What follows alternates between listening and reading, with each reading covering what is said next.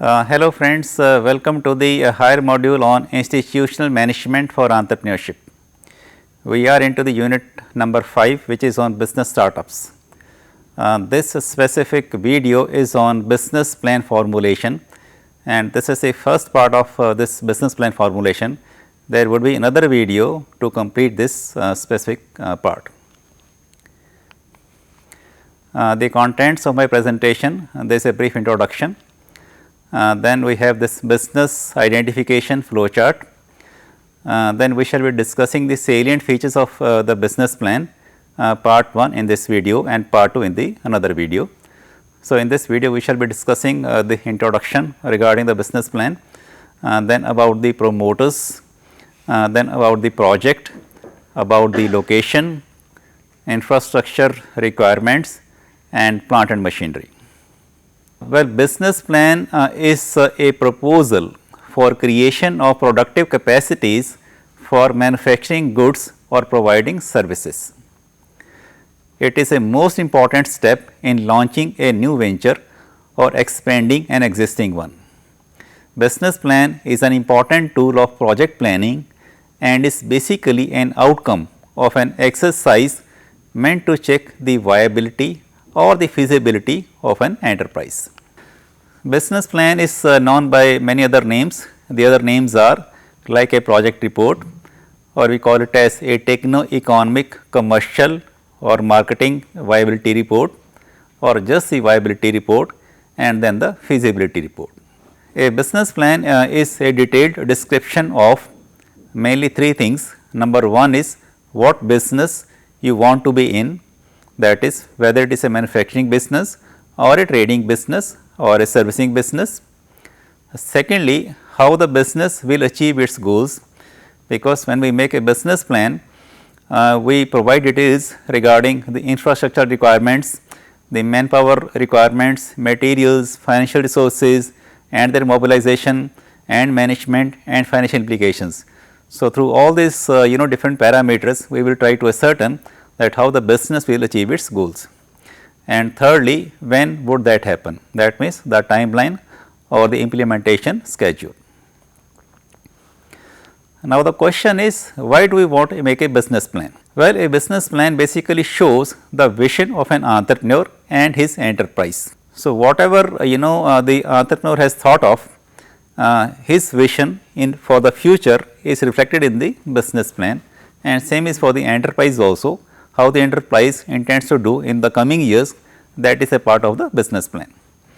Then opportunity sensing, that means how the person was able to sense the opportunity and how he was able to identify that specific business opportunity. Third is the financing arrangements, from where the money will be coming, the capital will be coming. Then the market assessment regarding the marketing of the products, then implementation issues, that is also discussed as a part of the business plan, and then the return on the investments, which is very important, that will you be getting any profits or not. So, how much the business will be giving returns on the investments. Now, next is the utility of a business plan. First is it helps in obtaining provisional or permanent registration. You see, in case you want to register your business with the concerned like the district industry centers or with the concerned agency, government agency, you need to have a business plan. So, initially we get a provisional registration before the start of the unit, and sometimes that is applicable for 5 years, and after that once the unit is running already, we get it permanently registered. So, for both the types of registration we need to have a business plan. Second is it helps in getting land or shed from the concerned agency. Third is it helps in securing supply of the scarce raw material. In case your raw material is, let us say, very scarce, like let us say steel, and you want to get some quota, so you have to submit your business plan. It helps in securing term loan and working capital loan. There are two types of loans normally, the term loan and the working capital loan, which we take from the banks or from the financial agencies. So, when you want to take these loans, you go to the banks or to the financial agency or the corporation and you submit your business plan. It helps in firming up the technical arrangements, choosing a location, selecting plant and machinery, finding out the manpower requirements, the utility needs and other parameters. because a business plan is just like a blueprint of your business for the times to come, and it depicts everything and you can infer all these things from the business plan. It also generates a knowledge base for the entrepreneur, which will help him in formulating a business strategy. It helps the entrepreneur in establishing the techno-economic marketing or techno-economic commercial viability or feasibility of the enterprise. That means your project should be technically feasible. That means the technology which you want to employ should be feasible in the field. Economical feasibility means the project must return into profit generation, and the marketing or the commercial feasibility means you should be able to sell the products or the services which you are intending to plan. And then it educates the entrepreneur regarding the degree of risk underlying the enterprise proposal. It brings into sharp focus the key performance determinants in the chosen line of business. This slide is on business identification flow chart. How do we identify the business and how do we go ahead? You see, initially we have a lot of ideas, like a lot of business ideas. You get the ideas from like the natural resources in a certain area, then the markets, the exports, the import substitution, the technology. So, from all these the things you try to get a lot of ideas, and then you do the preliminary screening. So, after the screening you drop certain ideas and then you proceed further, you go to the pre-feasibility study. After the pre-feasibility study you again drop some of the ideas, you go to the feasibility study. So, business plan is basically a feasibility study, and after the feasibility study you ultimately decide about a project, and then you go in for the design or for the construction of the business. Now, before I proceed further, let me clarify some of the basic terms, so that everybody is at the same page. One is the term loan, like I was discussing a few moments earlier also. When we want to take a loan, there are two types of loan. One is a term loan, one is a working capital loan. You see, what is a term loan? The loan which we take for the creation of fixed assets, that is known as a term loan. Like the loan which we take for the like the land, building, plant and machinery, which are all basically fixed assets. So, that is called as a term loan, and normally we go to the state financial corporations, they are known as the SFCs, to get the term loans normally. The second is the working capital loan. You see, once you have created all the fixed assets, you need to get the money to run the business, because you need to have the money to buy the raw material, to pay for the salaries, electricity bills, water bills, etc. So, you need the money, and the loan which we take for running the business on a day-to-day basis, that is known as the working capital loan. And normally the entrepreneurs, they go to the banks to get the working capital loan or the working capital limit. This is in general, like like for getting a term loan you go to the state financial corporation, and for getting a working capital you go to the commercial banks. But there are certain schemes in which we have like single window schemes. Under a single window scheme you can get both the loans from a single window, and that single window could be either in a state financial corporation or in a commercial bank. This is basically the operating cycle. It basically shows the working capital. Operating cycle means like you have a cash in your hands after you have done all your fixed assets. So, you convert the cash into the raw materials. That means you purchase the raw materials from the cash. From the raw materials it is work in progress, the work is going on, and then you have the finished goods. The goods are ready to be sold, and then you sell them on credit, because normally in a business we sell them on credit, maybe 1 month credit, 2 months credit, 15 days credit, and then from there it again you get back the money, again you have the cash. So, this is basically a cycle, it is known as an operating cycle or a working capital cycle, and the money which is required to run this cycle is known as the working capital. Some more terms, there is a term known as the equity or the promoter's contribution or the margin money. You see, equity is basically the owner's money or the entrepreneur's money, his contribution basically. Promoter's contribution, the promoter, the one who is promoting the enterprise, the entrepreneur, or the margin money. You see, when you go to a bank or when you go to a financing agency to get the loan, they rarely give 100% loan. They may give say around 80%, 90%, 70%, 60%. The remaining amount of money which you have to put in as an entrepreneur, that is known as the equity. that is your contribution or the promoter's contribution or the margin money. Next is the moratorium or the gestation period. This is basically, you see, when you take a loan from any agency, any funding agency, they will give you certain time to start repaying the loan. They may give you 1 year or 6 months, you can wait to start your EMIs, your installments, and that time is known as the moratorium period. It normally varies from 6 months to 18 months, and after that you can start paying your EMIs. Next is the debt equity ratio. Debt is basically the loan which you take from different funding agencies. Equity is your own money. So, when you make a business plan, they will also calculate the debt equity ratio. So, in the case of a small scale enterprise or in the case of a tiny or a micro enterprise, this ratio is normally 3:1. That means, in case you want to set up a tiny or a micro or a small scale enterprise, the banks will give you approximately 75% loan, and the remaining 25% you have to put in yourself. In the case of a medium scale or in the case of a large scale, this ratio is normally 2:1. That means, you will get approximately 2/3 of the loan, around 66-67%, and 33-34% you have to put in as your own equity. Next is the subsidy. Subsidy, I think everybody knows about the subsidy. Subsidy is basically a type of loan which you do not have to repay.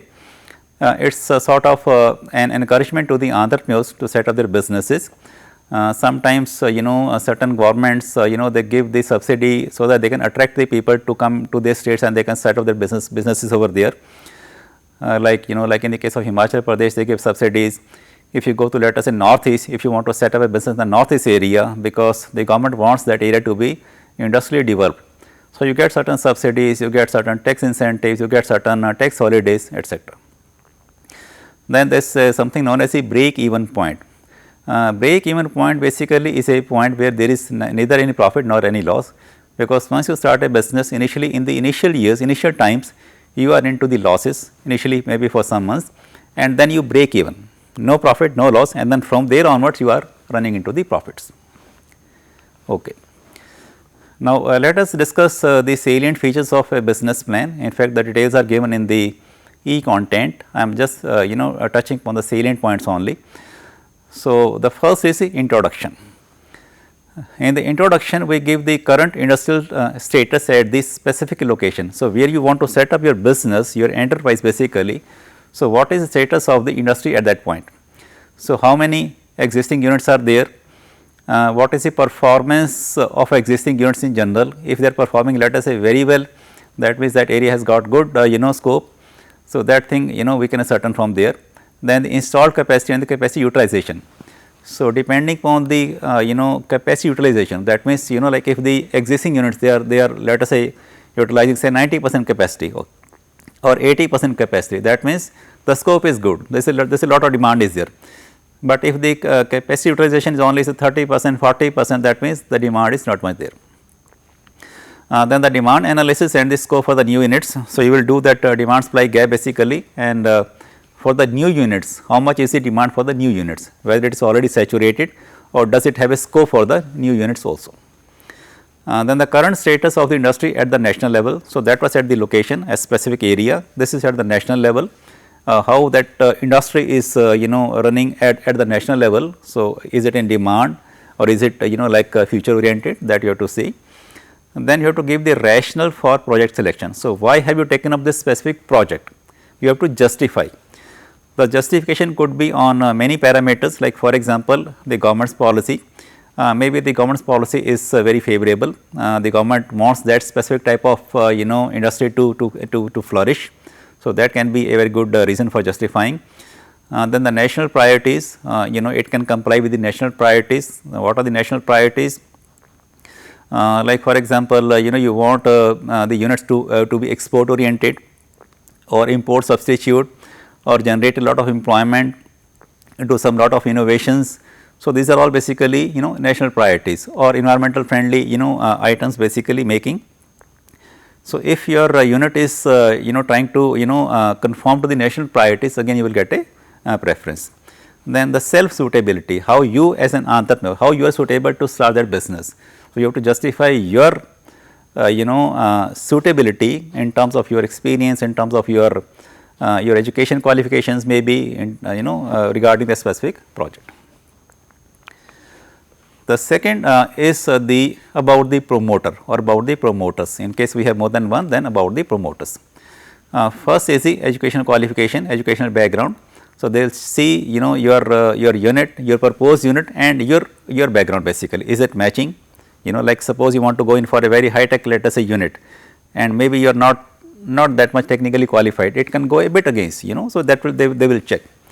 Then the work experience, you have any work experience regarding that project, then project related experience, which is very important, that concerning the specific project, if you have an experience, that is always on the plus side. Then the family background, in case you come from a business family background, that is always a plus point.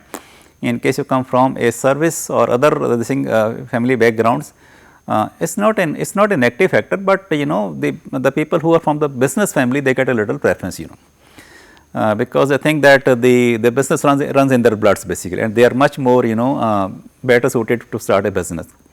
And then investment potential, how much money you can put in, what is your this financial status basically. So, this thing, and same thing for your partners also. Third is about the project. In this the description of the product and its use. In this we can give the specifications, the range of sizes, statutory standards regarding that product.